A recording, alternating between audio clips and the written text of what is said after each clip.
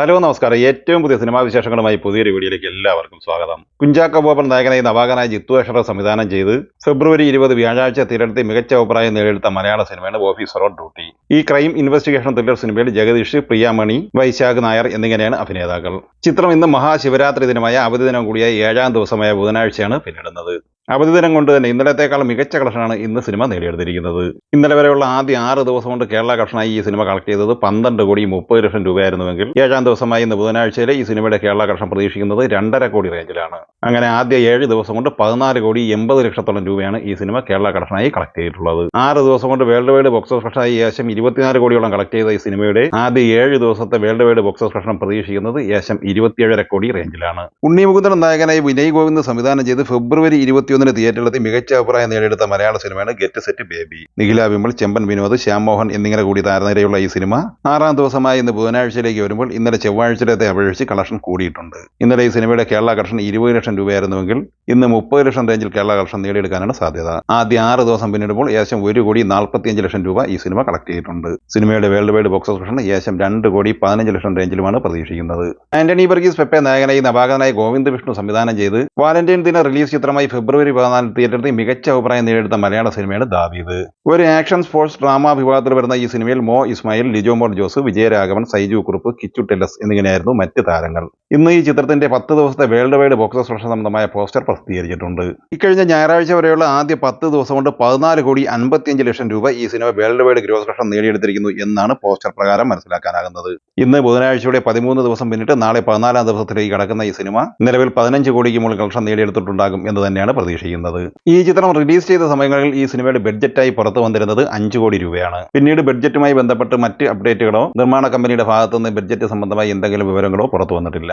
അപ്പോൾ നിലവിൽ ആവറേജ് വിജയം ഈ സിനിമ സ്വന്തമാക്കിയിരിക്കുകയാണ്. ഫെബ്രുവരി 14 തിയേറ്ററിൽ പോസിറ്റീവ് അഭിപ്രായം നേടിയെടുത്ത ബ്രോമാൻസ് എന്ന സിനിമയും ഇപ്പോഴും മികച്ച കളക്ഷൻ നേടിയെടുത്ത് മുന്നോട്ട് പോകുക തന്നെയാണ്. അർജുൻ അശോകൻ, മാത്യു തോമസ്, മഹിമ നമ്പ്യാർ, സംഗീത് പ്രതാപ്, ശ്യാം മോഹൻ, കലാഭൻ ഷാജോൻ എന്നിങ്ങനെ താരനിരയുള്ള ഈ സിനിമ അരുൺ ഡി ജോസ് ആണ് സംവിധാനം ചെയ്തിട്ടുള്ളത്. 13ാം ദിവസവും അവധിദിനവും കൂടിയായ ഇന്ന് ബുധനാഴ്ച ഈ സിനിമ കേരള കളക്ഷനായി ഏകദേശം 35 ലക്ഷം റേഞ്ചിൽ കളക്ഷൻ നേടിയെടുത്തിട്ടുണ്ട്. അങ്ങനെ ആദ്യ 13 ദിവസം കൊണ്ട് കേരള കളക്ഷനായി 9 കോടിക്ക് മുകളിൽ നേടിയെടുത്തിരിക്കുന്ന ഈ സിനിമയുടെ 13 ദിവസത്തെ world wide box office collection പ്രതീക്ഷിക്കുന്നത് ഏകദേശം 15,50,00,000 റേഞ്ചിലാണ്. ബോളിവുഡിന്റെ മാത്രമല്ല 2025 ഇന്ത്യൻ സിനിമാ ഇൻഡസ്ട്രിയിലെ തന്നെ ഏറ്റവും മികച്ച ബോക്സ് ഓഫീസ് കളക്ഷനുമായി മുന്നേറുന്ന ബ്ലോക്ക് ബസ്റ്റർ വിജയ് കുതിപ്പടുന്ന സിനിമയാണ് ചാവ.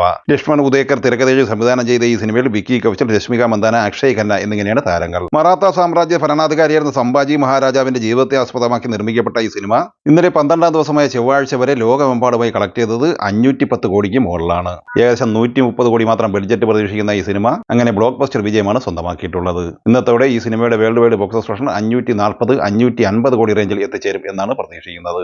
ഫെബ്രുവരി 21 തിയേറ്ററിൽ മികച്ച അഭിപ്രായവും കളക്ഷനും നേടിയെടുത്ത് മുന്നേറുന്ന തമിഴ് സിനിമയാണ് ഡ്രാഗൺ. അശ്വത് മാരിമുത്ത് തിരക്കഥയിൽ സംവിധാനം ചെയ്ത ഈ സിനിമയിൽ പ്രദീപ് രംഗനാഥൻ, അനുപമ പരമേശ്വരൻ, കയാതു ലോഹർ, ജോർജ് മരിയൻ, KS രവികുമാർ, ഗൗതം വാസുദേവ് മേനോൻ എന്നിങ്ങനെയാണ് താരങ്ങൾ. ചിത്രം ഇന്നലെ വരെയുള്ള ആദ്യ 5 ദിവസം കൊണ്ട് തന്നെ വേൾഡ് വൈഡ് ബോക്സ് ഓഫീസ് കളക്ഷനായി 65 കോടിക്ക് മുകളിലാണ് കളക്ട് ചെയ്തത്.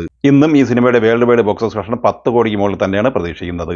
അപ്പോൾ ആദ്യ 6 ദിവസം കൊണ്ട് 75 കോടിക്ക് മുകളിലാണ് ഈ സിനിമ കളക്ട് ചെയ്തിരിക്കുന്നത്. 6ാം ദിവസമായ ഇന്ന് ബുധനാഴ്ചയും 10-12 കോടി റേഞ്ചിൽ ഈ സിനിമ വേൾഡ് വൈഡ് ഗ്രോസ് കളക്ഷൻ നേടിയെടുക്കാനാണ് സാധ്യത. അങ്ങനെ ആദ്യ 6 ദിവസം പിന്നിടുമ്പോൾ 75 കോടിക്ക് മുകളിൽ കളക്ട് ചെയ്ത ഈ സിനിമ ഏകദേശം 37 കോടി ബഡ്ജറ്റിലാണ് നിർമ്മിക്കപ്പെട്ടത്.